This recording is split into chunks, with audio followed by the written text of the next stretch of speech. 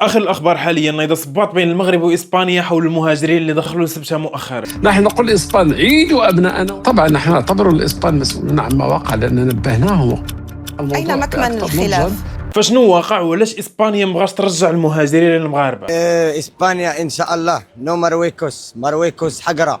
رئيس بلدية سبتة خوان فيفاس اتهم الحكومة المغربية بأنها متورطة في هذه الأعمال اللي وقعت في سبتة، وقال أن مدريد خصها تفك الضغط على سبتة وتنقل المهاجرين. هذا الشيء اللي طبعا ما غيعجبش الحكومة المغربية، ورفضت نهائيا ترحيل هذه الوليدات إلى المدن الإسبانية، وخصوصا القصيرين اللي أكدت عليهم بزاف. وزير العدل المغربي عبد اللطيف وهبي قال لقناة DW أن الحكومة المغربية في كل مرة كتوصل الاتفاق مع إسبانيا حول المهاجرين إلا وإسبانيا كتخرج بشي بلان اللي ما كانش متوقع. بعض المرات صيفط ملفات أفراد اللي هما ماشي مغاربة أصلا، وحينما يقدمون ملفات لأطفال غير مغاربة من جنسيات أخرى. وهنا مباشرة فين كيكون الرفض من الحكومة المغربية، لأنه ما يمكنش يدخلوا أفراد ماشي مغاربة للمغرب بحكم أنهم مهاجرين ويتحسبوا على الملف ديال المغرب في الهجرة. وبعض المرات الحكومة الإسبانية كتقول ما لقاش هاد الأفراد أو غتقدمهم دفعات، يعني بشكل مقسم للمغرب. حينما نحدد موعدا قصد تسليم أولئك الأطفال لنعود بهم إلى المغرب لا يحضرونهم بدعوى أنهم لم يجدونهم أو أنهم اختفوا لأنهم لا يمكنهم اعتقالهم. وهبي لخص الكلام وقال ضروري من إرجاع هاد الوليدات لعائلاتهم، لأن التفريق بين الأسرة والطفل كتعتبر مخالف للقانون، وقال بل كتعتبر جريمة، واتهم الجانب الإسباني بأنه دائما كيرفض يرجع هاد الوليدات. عندنا تطلعات التعاون مع أوروبا، ولكن لا يمكن أن نكون دركيين للأوروبيين.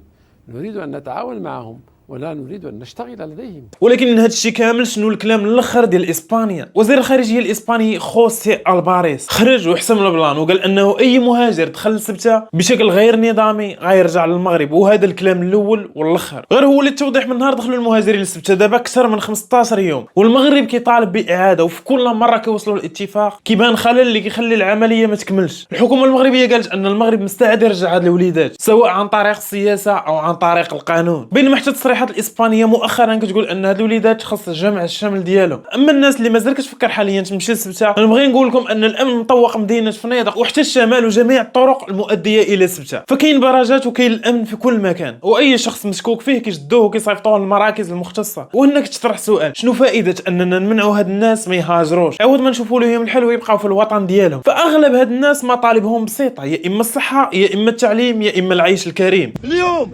الشباب المغربي عاق وخرج كيقول لك بغينا الصحة، بغينا التعليم، بغينا إسقاط الفساد.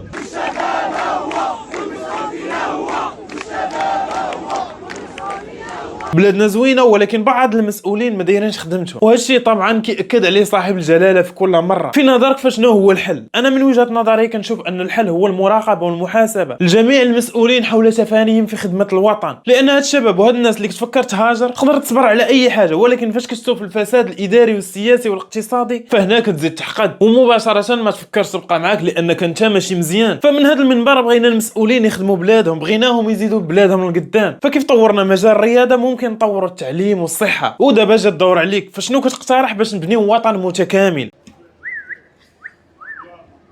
اوكي